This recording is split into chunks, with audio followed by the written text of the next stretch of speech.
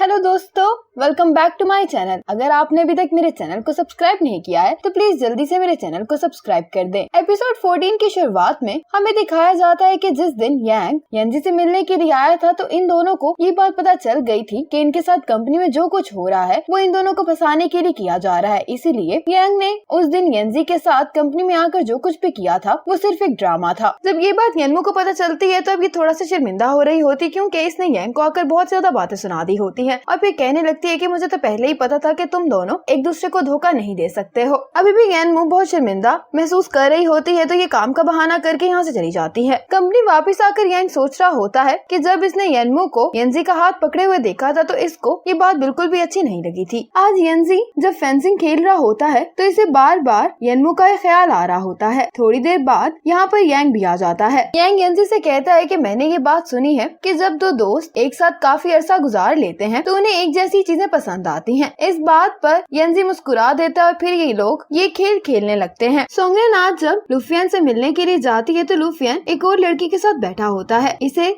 दूसरी लड़की के साथ देखकर सोंगरेन जेलस हो जाती है। दूसरी लड़की लुफियन को अपनी चाय का स्वाद चखाने वाली होती है कि ये देखकर सोंगरेन इसके पास आ जाती है और कहती है कि मैं तुम्हारे लिए इसको चख लेती हूँ और फिर कहने लगती है कि तुमने तो बिल्कुल भी अच्छी चाय नहीं बनाई है। इस लड़की को सोंगरेन की बातें सुनना अच्छा नहीं लग रहा होता तो ये लुफियन से कहती है कि अब आपकी दोस्त यहाँ पर आ गई है तो मैं यहाँ से जा रही हूँ। इस लड़की के यहाँ से चले जाने के बाद सोंगरेन लुफियन के पास आकर कहती है कि तुम्हें आखिर इस लड़की में पसंद क्या आ रहा है? इसको तो ठीक से चाय भी नहीं बनानी आती, क्या ये मेरे से ज्यादा अच्छी चाय बनाती है? लुफियन को तो इसकी किसी भी बात की समझ नहीं आ रही होती कि आखिर इसको हो क्या गया है। रात को जब लुफियन घर आता है तो ये येन्मू को कहता है कि सोंगरेन को अब येंजी में कोई दिलचस्पी नहीं रही है। लुफियन कहता है कि येंजी और सोंगरेन के रिलेशनशिप में कुछ भी सही से नहीं चल रहा है, इसीलिए हमें इन दोनों के लिए कुछ तो करना होगा। फिर ये लोग येंजी और सोंगरेन को मिलाने के लिए एक प्लान बनाते हैं और वो ये होता है कि सोंगरेन को जेलस फील करवाने के लिए किसी ऐसी लड़की को बुलाया जाए जो सोंगरेन के सामने ऐसे बर्ताव करे कि वो येंजी को पसंद करती है। येन्मू कहती है कि हम ऐसी लड़की कहाँ से लाएंगे, तो इस बात पर और लुफियन येन्मू को ही देख रहे होते हैं। येन्मू कहती है कि मुझे नहीं लगता कि मेरे उनके बीच में आने से सब ठीक हो जाएगा।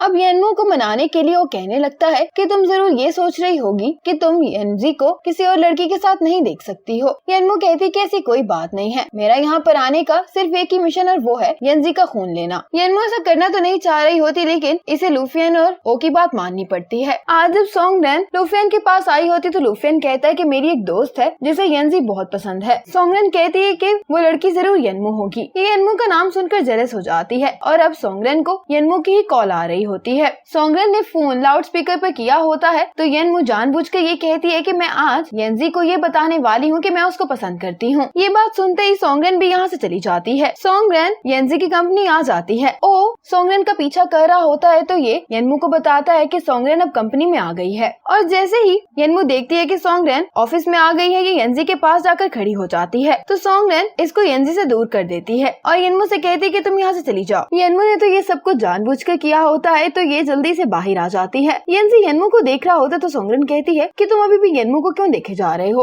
और जेलस होकर सोंगरेन येंजी से कह देती है कि मैं तुम्हें बहुत पसंद करती हूँ। येंजी कहता है कि लेकिन मेरे दिल में तुम्हारे लिए कोई फीलिंग्स नहीं है और येंजी येन्मू को रोकने के लिए चला जाता है। येंजी येन्मू को रोककर कहता है कि तुम मुझे और सोंगरेन को एक साथ देखना क्यों चाहती हो? येन्मू कहती है कि मैं बस ये चाहती हूँ कि तुम और सोंगरेन जल्दी से रिलेशनशिप में आ जाओ। ये बात कहते हुए येन्मू की आंखों में आंसू आ गए होते हैं। येंजी से कहता है कि मेरी गर्लफ्रेंड का तुम्हारे से क्या लेना देना है? येन्मू कहती है कि क्योंकि तुम दोनों साथ में काफी अच्छे लगते हो और सभी लोग यही चाहते हैं कि तुम दोनों एक साथ हो जाओ। येंजी कहता है कि इस बात का फैसला तुम नहीं करोगी कि मेरी गर्लफ्रेंड कौन होगी। येन्मू येंजी से कहती है कि तुम मुझे छोड़ दो और तुम्हारे लिए यही बेहतर है कि तुम सोंगरेन को अपना लो। यहाँ पर यांग भी आ गया होता है जो इन दोनों को इस तरह से बात करता हुआ देख रहा होता है। ये सुनकर येंजी वापस चला जाता है। आज ओ सीयू की कंपनी में फूड डिलीवर करने के लिए आया होता है तो इनकी कंपनी में कोई मसला चल रहा होता है। ओ ये देख लेता है तो ये सीयू के मैनेजर से कहता है कि मैं तुम लोगों का मसला ठीक कर सकता हूँ। ओ तो रोबोट होता है तो इसको कोडिंग बहुत अच्छे से आती होती है और ये 5 मिनट के अंदर इनका मसला हल कर देता है। ये देखकर सीयू की मैनेजर तो ओ से बहुत ज्यादा इम्प्रेस हो जाती है और मैनेजर अब सीयू को बताने लगती है कि ये सब कुछ इस लड़के ने किया है। सीयू कहती है कि ये तो वही लड़का है जिससे मैं लिफ्ट में मिली थी। ओ यहाँ से जाने लगता है तो सीयू कहती है कि क्या तुम मेरी कंपनी में काम करना चाहोगे? लेकिन वो कहता है कि मैं तुम्हारे साथ काम नहीं करना चाहता हूँ और ये कहकर वो यहाँ से चला जाता है। अब सीयू की कंपनी में भी एक मसला होता है जिसको कोई भी हल नहीं कर पा रहा होता। ये दोनों ओ को यहाँ पर बुलाने के लिए चिकन ऑर्डर करती है। सीयू यहाँ पर ड्रामा कर रही होती है कि इसकी तबीयत तो बहुत ही खराब है। वो सीयू को चेक करता है तो कहता है कि तुम्हें तो बुखार है, मैं हॉस्पिटल ले जाता हूँ तुम्हें। सीयू कहती है कि मुझे बहुत जरूरी काम है इसलिए मैं हॉस्पिटल नहीं जा सकती हूँ। तो मैनेजर बताने लगती है कि इनको क्या मसला है। सीयू की मदद करने के लिए ओ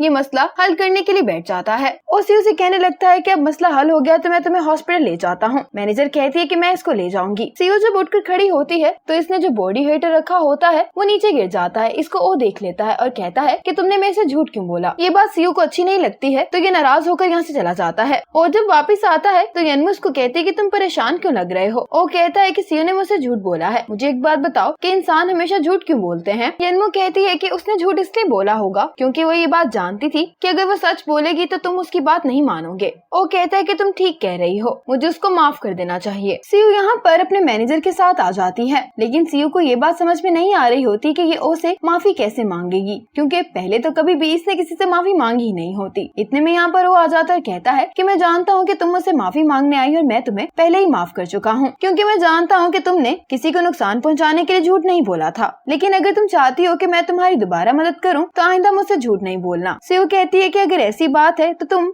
अपना ये काम छोड़कर मेरी कंपनी में काम करने के लिए आ जाओ। ओ सीयू को मना करके चला जाता है। आज सोंगरू अपने काम से इस्तीफा देकर जा रही होती है और बाकी सभी वर्कर्स को सोंगरू के लिए बुरा लग रहा होता है। यनमू जब आज लूफियन के पास बैठी होती तो कहने लगती है कि हमने इतना कुछ करके देख लिया है लेकिन इतिहास के रिकॉर्ड में कुछ भी नहीं बदल रहा है। मुझे डर है कि अभी भी कोई यंजी के खिलाफ काम कर रहा है। सोंगरू का कंपनी छोड़कर चले जाना इस बात का सबूत है कि यांग अब एक अच्छा इंसान बन गया है, लेकिन यंजी अभी भी खतरे में है। लूफियन कहता है कि लेकिन हम अब कुछ भी नहीं करेंगे और तुम्हें यंजी से दूरी रहना होगा। मिस्टर जाओ का मैनेजर उसके पास आकर बताता है कि कुछ भी हमारे प्लान के मुताबिक नहीं हो रहा है और अगर हम चाहते हैं कि इस मेडिसिन का फेज 3 शुरू हो जाए तो हमें यांग को अपनी तरफ करना होगा। मुझे लगता है कि यांग यनमू को पसंद करता है तो हम इस काम के लिए यनमू को इस्तेमाल कर सकते हैं। आज यांग ने हैंजोंग को बात करने के लिए बुलाया होता है। ये हैंजोंग से पूछता है कि क्या यनमू अभी भी मेरी गर्लफ्रेंड बन सकती है, तो हैंजोंग इसको बताने लगता है कि तुम्हें यनमू को मनाने के लिए क्या क्या करना होगा। हैंजोंग यांग को एक डायरी देता है जिसमें इसने वो सारे तरीके लिखे होते हैं जिसके जरिए से ये सीयू को हर दफा प्रपोज करता रहा है। ये देखकर यांग कहता है कि अब मुझे सीयू के लिए बुरा लग रहा है। हैंजोंग कहता है कि अगर तुम्हें मेरा मशवरा नहीं चाहिए तो मैं यहाँ से जा रहा हूँ। यांग इसे रोक कर कहता है कि मुझे यनमू से मिलने के लिए कौन सा बहाना इस्तेमाल करना चाहिए, लेकिन मुझे लगता है कि यनमू यंजी को पसंद करती है। तो हैंजोंग कहता है कि तुम फिर उस जगह पर यंजी को भी बुला लो। हैंजोंग के स्टमक में दर्द हो रही होती है तो ये जा रहा होता है। फिर वापस आकर यांग से कहता है कि जब तुम प्लान बना लो तो मुझे सीयू को वहाँ पर बुलाना मत भूलना। यांग इसी सोच में गुम हो जाता है कि अब वो यंजी को कौन सा बहाना इस्तेमाल करके बुलाएगा। इसी मोमेंट पर एपिसोड 14 खत्म हो जाती है।